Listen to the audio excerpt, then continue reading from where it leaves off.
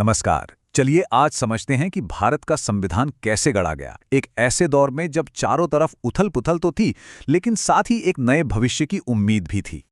आज़ादी के वक्त ये नंबर था 565। ये थी वो रियासतें, यानी राजाओं के राज, जिनमें से हर एक के पास ये ताकत थी कि वो एक अलग देश बन जाए। सोचिए, एक नए नए आज़ाद हुए देश के लिए ये कितना बड़ा खतरा था। ये एक छोटी सी लाइन है, पर ये उस दौर की सबसे बड़ी सच्चाई बताती है।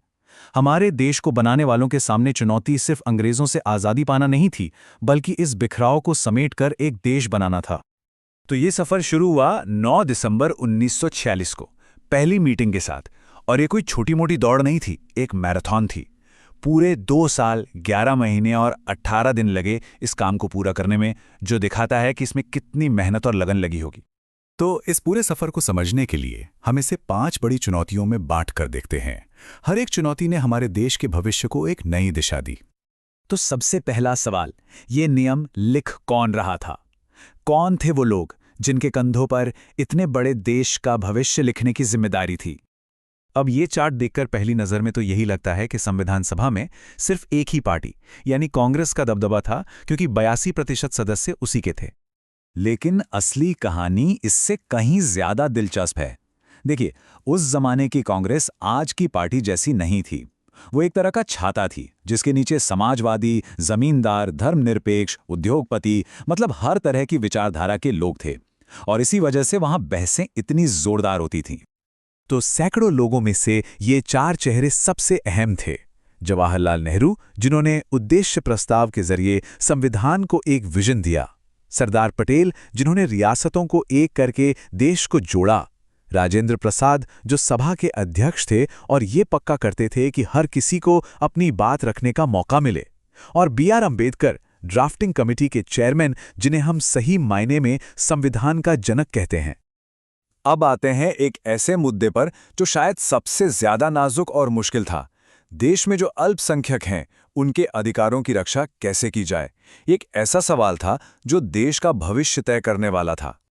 तो सबसे बड़ा सवाल ये था कि क्या अंग्रेजों का बनाया हुआ अलग निर्वाचक मंडल का सिस्टम जारी रखा जाए? मतलब एक ऐसा सिस्टम जहां किसी एक धर्म के उम्मीदवार को सिर्फ उसी धर्म के लोग वोट दे सकते थे। ये एक बहुत ही बंटवारा करने वाली नीति मानी जाती थी। इस सिस्टम के पक्ष में भी आवाजें थीं। जैसे बी पोकर बहादुर का साफ कहना था कि यह जरूरी है, क्योंकि एक मुसलमान की जरूरतों को एक मुसलमान ही बेहतर समझ सकता है। इससे उनका सही प्रतिनिधित्व सुनिश्चित होगा। लेकिन दूसरी तरफ थे सरदार पटेल जैसे नेता, जिनकी नज़र में ये सिस्टम एक जहर था। उनका मानना था कि इसी जहर की वजह से देश का बंटवारा हुआ है, और अगर ये जारी रहा तो देश और भी ज्यादा टूट जाएगा। तो इस जबरदस्त बहस के बाद एक बीच का रास्ता निकाला गया। एक बहुत ही अहम फैसला हुआ। अलग निर्वाचक मंडल को तो पूरी तरह से नकार दिया गया, लेकिन अनुसूचित जातियों और जनजातियों के लिए विधानसभाओं में सीटें आरक्षित कर दी गईं, ताकि उनकी आवाज हमेशा सुनी जाए। अगली बड़ी लड़ाई इस बात पर थी कि असली पावर किसके हाथ में होगी, दिल्ली में बैठी केंद्र सरकार के या फिर अलग-अलग राज्यों की सरकारों के। ये भारत के बुनियादी ढांचे का सवाल था। तो यहां पर दो बिल्कुल अलग सोच टकरा रही थी। एक तरफ नेहरू और अंबेडकर जैसे लोग थे, जिन्हें लगता था कि देश को एक रखने के लिए, हिंसा रोकने के लिए एक मजबूत केंद्र सरकार का होना बहुत जरूरी है। वहीं के संथानम जैसे लोगों का तर्क था कि असली विकास तो तभी होगा जब राज्यों के पास ताकत होगी। तो आखिर में पलड़ा एक मजबूत केंद्र की तरफ झुका। देश को एक रखने की जरूरत को देखते हुए केंद्र को रक्षा, मुद्रा और विदेश जैसे मामलों में पूरी ताकत दी गई। इतना ही नहीं, उसे बड़े टैक्स वसूलने और जरूरत पड़ने पर किसी राज्य सरकार को भंग करने का भी अधिकार दिया गया। अब बात करते हैं उस बहस की जो शायद सबसे ज्यादा जज्बाती थी। एक ऐसा सवाल जो आज भी हमारे बीच है, देश की भाषा क्या होगी? इस मुद्दे ने सभा में भावनाओं का एक तूफान खड़ा कर दिया था। कुछ लोग बहुत मुखर थे, जैसे आर.वी. धुलेकर, जिन्होंने यहां तक कह दिया कि जिसे हिंदुस्तानी नहीं आती उसे इस सभा में रहने का कोई हक नहीं। वो चाहते थे कि हिंदी को फौरन राष्ट्रभाषा बना दिया जाए। लेकिन खासकर दक्षिण भारत से इसका जबरदस्त विरोध हुआ। श्रीमती दुर्गाबाई ने साफ साफ चेतावनी दी कि दक्षिण में लोगों को ये डर है कि हिंदी के बहाने उत्तर भारत उन पर अपना दबदबा कायम करना चाहता है और वो इसे कभी स्वीकार नहीं करेंगे। तो इतनी तीखी बहस के बाद देश को टूटने से बचाने के लिए एक समझदारी भरा फॉर्मूला निकाला गया। हिंदी को राष्ट्रभाषा नहीं बल्कि राजभाषा यानी ऑफिशियल लैंग्वेज बनाया गया। अंग्रेजी को अगले 15 सालों तक इस्तेमाल करने की इजाजत दी गई और राज्यों को अपनी भाषा चुनने की पूरी आज़ादी मिली।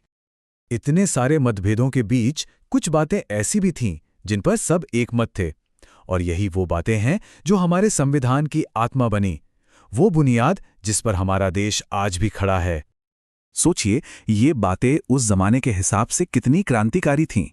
हर एक बालिग को वोट का अधिकार, तब जब दुनिया के कई बड़े बड़े देश भी ये हक सबको नहीं दे रहे थे। धर्मनिरपेक्षता यानी सरकार का कोई धर्म नहीं होगा, और मौलिक अधिकार जो हर नागरिक को बराबरी और आज़ादी की गारंटी देते हैं।